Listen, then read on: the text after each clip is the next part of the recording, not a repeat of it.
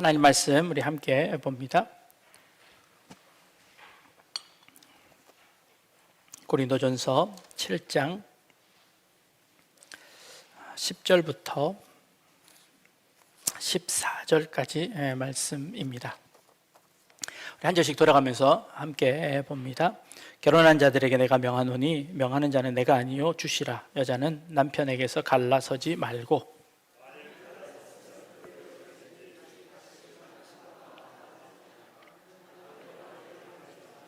그 나머지 사람들에게 내가 말하노니 이는 주의 명령이 아니라 만일 어떤 형제에게 믿지 아니하는 아내가 있어 남편과 함께 살기를 좋아하거든 그를 버리지 말며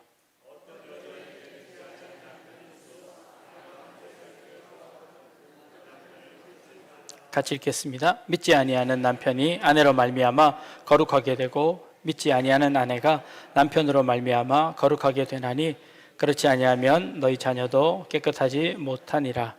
그러나 이제 거룩하니라. 아멘. 네. 우리 신혼부부 두 가정이 온다고 해서 준비한 말씀은 아닙니다.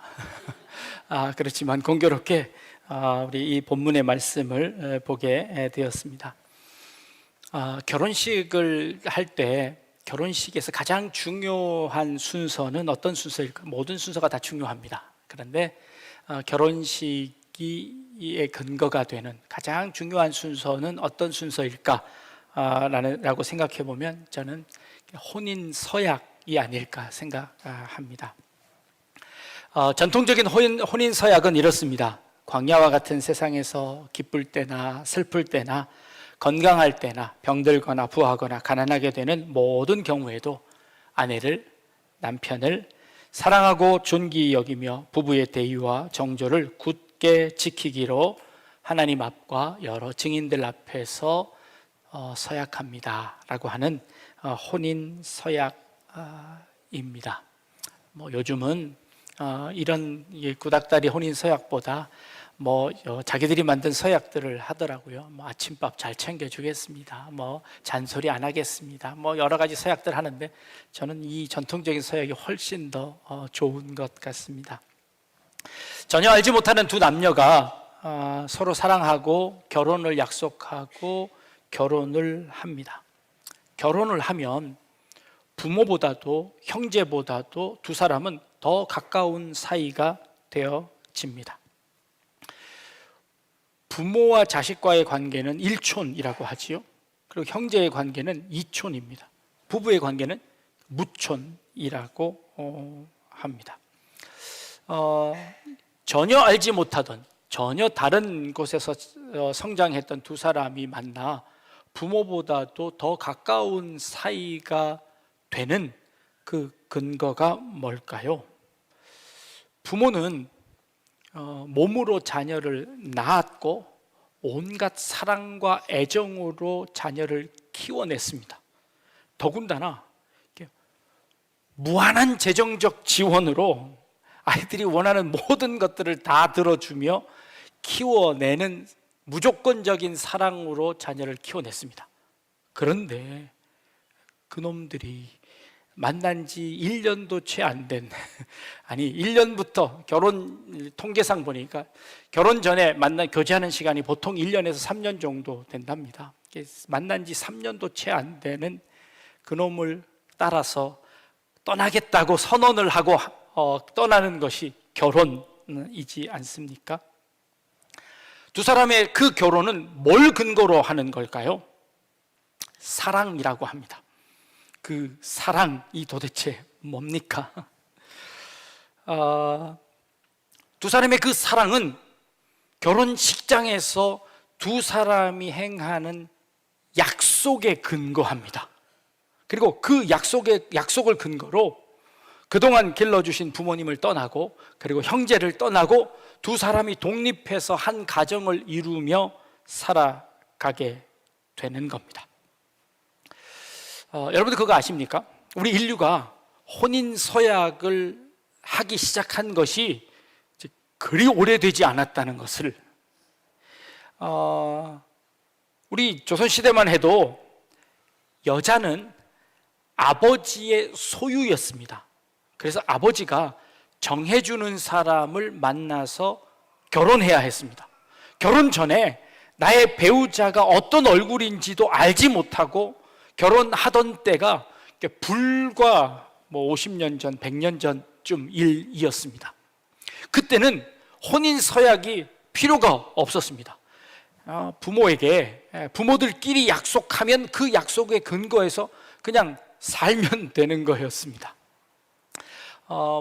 여러 지역에 따라 좀 차이는 있겠지만 결혼하기 위해서 신랑은 신부 부모에게 일정 금액을 주든 일정 동물을 데리고 오든 뭔가 값을 치르고 그리고 그 신부를 데리고 오는 형태의 결혼이었습니다. 지역에 따라서 그것이 조금 다르기는 하지만 대동소이하게 그런 절차를 겪게 됩니다. 그것도 일종의 계약이지요. 부모들끼리 하는 계약입니다. 딸을 소유하고 있던 부모가 그 딸을 다른 집안의 아내로 이렇게 주는 것이시죠. 그래서 그 계약이 성립되면 그 계약에 따라서 그 여인은 평생 동안 그 집에 묶여서 살아야 하는 것, 그 결혼 제도였습니다. 그러다가 여권이 신장하면서 그 결혼 내가 인정할 수 없다, 내가 원하는 사람을 만나 그 사람과 결혼하겠다고 작정하고 그리고 그 결혼을 능동적으로 실행하게 된 것이 불과 몇십 년이 안 되는 것이지요. 자, 그러면서 생겨진 것이 결혼 서약입니다. 이 결혼 서약은 내가 자의로 선택했고 내 의지로 선택해서 이 결혼을 내가 승낙하기로 했습니다. 그리고 이 결혼에 생겨지는 모든 책임을 내가 지기로 했습니다. 그리고 그 모든 책임을 내가 감내하면서도 이 결혼을 내가 유지하겠습니다라는 것을 서약하고 약속하면서 행하는 것이 결혼입니다. 그러니 우리의 결혼은요, 이 사랑의 약속 위에 서 있습니다. 여러분들에게 질문합니다. 여러분들은 주로 약속을 잘 지키시나요? 못 지키시나요? 여러분들의 약속은 신뢰해도 되나요? 여러분들과 한번 한 약속은 믿을 수 있나요? 우리 인간들의 그 약속은 믿을만한 약속인가요? 그 약속 위에 우리의 온 인생을 맡기며 같이 살아보겠다고 약속하고 집을 떠나와서 지금 여러분들이 가정을 이루게 되는 겁니다. 그 말은 곧 사랑과 신뢰가 무너지면 우리의 결혼도 무너질 수밖에 없다는 것을 전제합니다. 어떤 것이 더 좋을까요? 고대가 좋을까요? 지금이 좋을까요? 당연히 지금이 좋지요. 네? 알지도 못하는 사람에게 강제로 가서 결혼하라고 한다면, 그럼에도 불구하고 고대와 현대를 비교하면 이혼율은 훨씬 현대가 높다는 거 여러분들 잘 아시죠? 내 의지가 아니라 다른 사람의 의지에 의해서 결정되어진 그 결혼은 이혼율이 훨씬 더 떨어졌습니다. 내가 결정하고 내가 책임지겠다고 한 그 결혼의 이혼율은 훨씬 더 높아졌습니다. 어떤 것이 더 좋을까요? 여러분, 고대로 돌아가라고 하면 그럴 수 있을까요? 불가능한 일일 겁니다. 제가 결혼 주례를 맡거나 혹은 기도를 맡으면 두 사람을 불러서 결혼 전에 미리 예비 교육을 합니다. 그리고 교육을 하고 마지막 교육이 마칠 즈음에 두 사람에게 숙제를 내주는데요. 우리 두 가정은 숙제를 냈는데 숙제를 안 했어요. 언제 내가 끝까지 받아내려고 하는데 자, 그 숙제는 무엇이냐면요, 상대방이 좋은 이유를 10가지를 기록하는 겁니다. 내가 상대방이 왜 좋은지를 10가지를 생각해 보는 거예요. 근데 이 숙제가 그렇게 만만한 숙제는 아닙니다.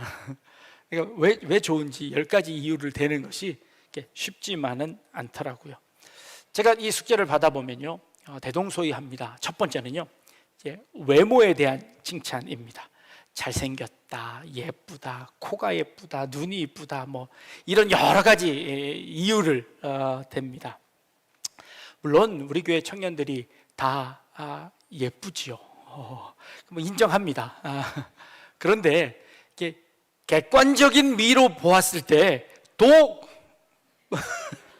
네, 더 이상 얘기하지 않겠습니다만, 그렇지만 이 두 사람은 서로가 서로를 볼 때 결혼할 수밖에 없을 만큼 멋있고 이쁘다고 생각해서 두 사람은 결혼을 결정했을 겁니다. 이게 이유가 되는 거지요. 또 다른 이유가 뭔지 아십니까? 귀엽다, 똑똑하다. 또 어떤 친구들은 밥을 잘 먹는 것이 예쁘다는 겁니다. 그리고 욕심이 많은 것도 예쁘다는 겁니다. 여러 가지 상대방이 좋은 이유를 이야기합니다. 때로는 객관적으로 전혀 말도 되지 않는 이유들을 대면서 좋은 이유라고 이야기합니다. 두 사람 간에는 충분한 이유가 될 겁니다. 자, 신랑 신부가 함께 만나 서로의 외모에 매혹을 느낍니다. 신랑과 신부가 가장 아름답고 가장 멋있을 때가 언제일까요? 결혼식 당일날입니다. 결혼식 당일날 결혼식을 준비하면서 몇 달 전부터 다이어트를 합니다. 그리고 운동을 하고 근육을 키웁니다. 그리고 뭐 한 주 전부터는 피부 관리에 들어갑니다. 그리고 하루 전날 당일 아침 되면 새벽 일찍 가서 뭐 머리부터 발끝까지 몇 시간을 단장을 합니다. 그리고 가장 예쁜 옷을 입습니다. 그 옷은 혼자 움직일 수도 없어서 전용 도우미를 한 사람 사서 그 도우미의 도움을 받아서 그 옷을 이렇게 휘날리면서 멋지게 결혼식을 합니다. 그날이 이제 자기 생애에서 가장 예쁜 날일 겁니다. 그런데 그 다음 날은 어떻게 될까요? 그 화장 다 지우고 그 머리 다 풀어헤치고 아무도 도와주지 않는 그 모습으로 이제 서로를 마주하게 될 겁니다. 그 이후서부터는 이제 앞으로는 이렇게 나이 들어 주름 생기고 못생겨지는 것밖에 안 남았습니다. 최고의 하이라이트로 예뻐졌다가 그 다음서부터는 이게 몰락해가는 과정들을 함께 지켜보는 것이 결혼이지 않겠습니까? 벌써 어떤지는 제가 잘 모르겠습니다. 우리 두 가정은 그렇습니다. 그렇다면 이 결혼이 두 사람이 결혼 전에 이런 이유 때문에 당신이 좋았습니다 라고 했던 그 이유들이 결혼 10년이 지난 이후에도 그것이 계속 그 이유일 수 있을까요? 결혼을 유지해 갈 만한 그런 조건으로서 이유가 될까요? 안 될 겁니다.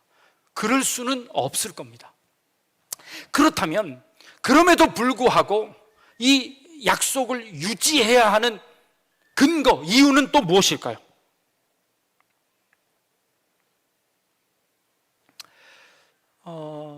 예전에는 부모님이 살라고 했고 부모님이 그 돈 다 받아 챙기셔서 다 썼으니 그 약속 지키려면 평생 동안 어쩔 수 없이 살아내야 됐습니다. 그런데 이젠 그것도 없습니다. 두 사람이 한 약속이기 때문에 언제든지 헤어질 수 있는 이혼의 가능성을 두고 있습니다. 그래서 실제로 이혼의 확률들도 훨씬 높아졌습니다. 그럼에도 불구하고 우리는 그 전보다 훨씬 더 결혼의 의미에 대해서 우리는 더 깊이 생각하는 결혼이라고 우리는 믿습니다. 성경은요, 종종 이 남녀 간의 결혼을 하나님과 인간 사이의 관계를 비유하는 것으로 우리에게 설명할 때가 참 많습니다. 특별히 호세아 선지자를 보면 하나님께서 호세아 선지자에게 너는 가서 저 음란한 여인을 취하여 네 아내로 삼아라 라고 하나님께서 호세아 선지자에게 명령하십니다. 아니 유대인도 그것도 선지자임에도 불구하고 하나님께서 그런 여인을 자신의 아내로 붙여준다는 것은 이건 있을 수 없는 일인데 하나님께서 그 일을 명령하셔서 호세아 선지자가 그 일을 감당합니다. 그리고 그 여인을 아내로 삼습니다. 근데 그 여인이 얼마 지나지 않아 자신의 집을 떠나버립니다. 그러자 하나님께서 그 집 나간 여인을 가서 데리고 오라고 하십니다. 아무 조건 없이 그 여인을 데리고 와서 다시 가정을 꾸리고 자녀를 낳고 잘 살아봐라 라고 말씀하십니다. 명령하십니다. 그래서 그 명령을 호세아 선지자가 다시 듣습니다. 근데 이렇게 하시는 이유가 무엇이냐 하면, 이것은 하나님께서 우리 인간을 사랑하시는 방법과 하나님께서 우리와 관계를 맺으시는 그 역학관계를 우리에게 설명하시기 위한 방법으로서 하나님이 호세아 선지자에게 실제 그 삶을 통해서 우리에게 보여주시는 것입니다. 그 말은 하나님과 우리는 남녀와 결혼한 것처럼 하나님과 우리는 그 결혼관계처럼 하나가 되었습니다. 남녀의 결혼이 계약, 약속에 의한 것이라면 하나님과 인간과의 관계는 하나님이 맺으시는 언약의 관계입니다. 하나님이 우리를 선택하셨고 그 선택에 책임지시기 위해서 우리를 구원하셨고 그 구원을 이루어 나가시기 위해서 성실과 신뢰와 사랑으로 우리를 한순간도 놓지 않고 우리를 지키시고 보호하시겠다는 하나님의 언약을 근거로 해서 하나님과 우리의 관계가 형성이 되었습니다. 남녀과의 관계에서 가난할 때나 부할 때나 아프거나 건강할 때나 그 모든 상황 속에서 함께 결혼 관계를 유지하겠다고 한 그 약속을 근거해서 두 남녀가 부부가 되었습니다. 부모를 떠나서 부부가 되었습니다. 그 결혼의 조건이 약속입니다. 근데 그 약속은 하나님께서 우리를 사랑하신 그 언약의 약속을 근거한 것으로 일반 사람들은 그 약속이 흐트러졌을 때, 약속이 어겨졌을 때, 사랑과 성실의 의무를 다하지 않았을 때, 혹은 내가 그 조건에 맞지 않았을 때 이혼합니다. 물론 믿는 사람들도 이혼합니다. 그러나 우리는 그들과 달리 우리의 결혼의 근거에는 그 약속을 근거하지만 이 하나님께서 우리를 사랑하셨던 이 언약을 근거해서 이 상대방은 하나님께서 내게 보내주신 나의 배필이라고 믿는 믿음이 그 위에 더 붙여져 있습니다.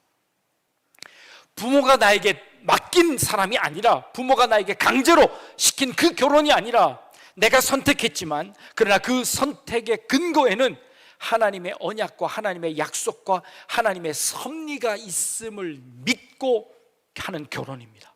그러기에 우리의 결혼 관계 가운데는 또 다른 하나님의 그 언약이 근거가 되어진 그 결혼이 우리에게 이루어지는 것이죠. 그래서 다른 사람들과 조금 달라야 합니다. 그러나 실제로 우리의 삶에서 믿는 사람들과 믿지 않는 사람들의 이혼율을 볼 때에 별반 차이가 없음을 봅니다. 신앙이 우리 결혼과의 관계에서, 남녀와의 관계, 우리 결혼 사이에서 어떤 영향을 미치는지를 조사해 보면 통계적으로 별로 영향을 미치지 못하고 있다는 겁니다. 신앙이 있는 사람들이 이혼율이 훨씬 더 적을 것이라고 여겨지지만, 그러나 그렇지 않은데 문제가 있습니다. 그것은 무엇을 의미하는 걸까요? 우리가 이 결혼 속에 담겨져 있는 참된 의미를 우리가 깨닫지 못했기 때문이라고 생각되어집니다. 자, 하나님의 언약, 하나님께서 우리를 언약하셨습니다. 그런데 우리도 그 하나님의 언약에 반응해서 하나님 앞에 약속할 때가 참 많습니다. 하나님이 우리를 살려주시고 구원해 주셔서 너무 감사합니다. 그래서 그 하나님 앞에 나의 모든 것을 드리기로 약속했습니다. 하나님이 나를 구원해 주신 것에 반응해서 나도 하나님 앞에 이런 약속을 합니다 라고 약속합니다. 그런데 우리 인간의 약속은요, 언제나 우리의 연약함으로 인하여 무너지기도 합니다. 때로는 우리의 죄 때문에 그 약속을 지키지 못할 때도 참 많습니다. 그러나 그때 하나님께서 그 언약을 기억하시며 우리에게 은혜를 베푸십니다. 그리고 그 은혜는 무한한 은혜여서 우리의 어떠한 실수도, 우리의 어떠한 잘못도 모두 다 끌어안아 주실 수 있을 만큼 넉넉한 은혜로 우리에게 함께 하십니다. 그래서 우리는 여전히 그 언약 관계에 있을 수 있습니다. 그러면서 그 언약 관계에 있던 우리들을 이 결혼 관계로 연관지어 설명하고 있는 겁니다. 오늘 우리가 본 본문에는 이게 참 재미있는 사도 바울의 논리가 등장합니다. 결혼한 자들에게 명하노니 명하는 자는 내가 아니요 주신 주님이시다. 하나님이 명령하시는데 그 명령은 무엇이냐면 여자는 남편에게서 갈라서지 말아라, 이혼하지 말아라 라고, 이것은 주님이 주시는 명령이다 하고 명령을 내립니다. 그런데 곧바로 11절 말씀에 보면 만일 갈라섰으면 그대로 지내든지 다시 그 남편과 화합하든지 하라, 남편도 아내를 버리지 말라라고 말합니다. 아니, 바로 전까지 절대로 이혼하지 말라고 하셨던 분이 바로 그 다음 절에는 야, 이혼했으면 그냥 이혼한 대로 살아 라고 이야기, 한 발짝 뒤로 물러섭니다. 아니, 이건 또 무슨 논리입니까? 조금 전에 이혼하지 말라고 했다가 이혼했으면 그냥 이혼한 대로 살아 라고 이야기하는 겁니다. 자, 모세율법에서 하나님께서 아담과 하와를 짝지어 주시고 결혼을 하셨습니다. 하나님이 만나게 하셨으니, 짝지어 주셨으니 사람이 어느 누구도 이것을 나눌 수 없느니라 하고 명령하셨습니다. 그런데 실제로 우리의 삶 가운데서는 우리의 죄 때문에 갈라지는 경우들이 많이 생겼습니다. 그러자 모세는 그 방편으로 무슨 율법을 만들었냐면 이혼 증서를 써서 그 여인에게 주라고 이야기합니다. 그러면 그 이혼이 성립된 것이라고 이야기합니다.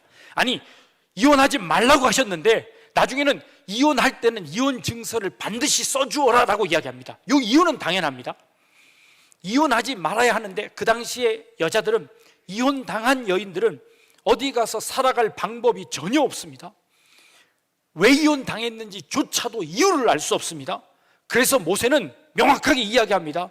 그 남자들에게 이혼 증서를 써서 왜 이혼을 당하는지 이유를 설명해야 할 것이고, 그 합당한 이유여야 될 것이고, 그리고 이혼 증서를 써준 여인은, 그것을 받은 여인은 그것을 가지고 다시 재혼할 수 있는 가능성이 있으니 반드시 이혼 증서를 써주어라 라고 명령했습니다. 그랬더니 이런 율법을 신약 시대에 와서는 이것이 이혼 증서가 남발되기 시작했습니다. 이 율법을 어떻게 해석하냐면 누구든지 이혼 증서를 써주기만 하면 이혼할 수 있다는 것으로 해석했습니다. 그래서 모든 남자들이 아무 때나 자기가 싫으면 이혼 증서를 써서 그 여인에게 주고 이혼을 해버렸습니다. 모세의 율법대로 한다고 하는 것이었습니다. 이걸 놓고 유대인들이 예수님에게 질문하는 겁니다. 모세는 이혼 증서를 써서 주고 이혼하라고 했는데 도대체 어떻게 하면 될까요? 라고 예수님에게 묻습니다. 그때 예수님께서 하시는 말씀입니다. 예수님의 처방은 어떨까요? 누구든지 어떤 여인을 보고 음욕을 품는 자는 그 사람은 모두 다 간음한 사람이다.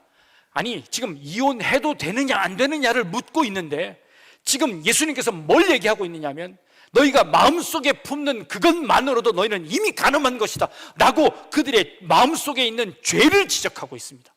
예수님은 한 단계 더 나아갔습니다. 아니, 지금 이혼해도 되느냐 안 되느냐는 율법들을 물어 질문했는데 그 율법이 아니라 바로 그 마음이다 라고 예수님은 그 마음을 지적하고 있는 겁니다.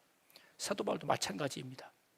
지금 너희가 결혼을 했느냐? 절대로 갈라서지 마라.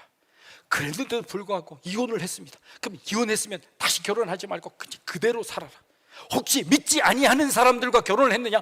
그러면 갈라서지 말고 그 사람을 붙들고 결혼 생활을 유지해라 라고 지금 이야기하고 있는 겁니다. 자, 그렇다면 지금 이 결혼이라는 것이 무엇을 근거로 하고 있는 걸까요? 이 결혼이라는 것이 지금 뭘 근거로 이것을 결혼을 유지하고 말아야 되고 하는 것을 지금 얘기하고 있는 건가요? 그 속에 담겨져 있는 뜻이 무엇일까요? 오늘 우리가 읽은 본문 14절 말씀입니다.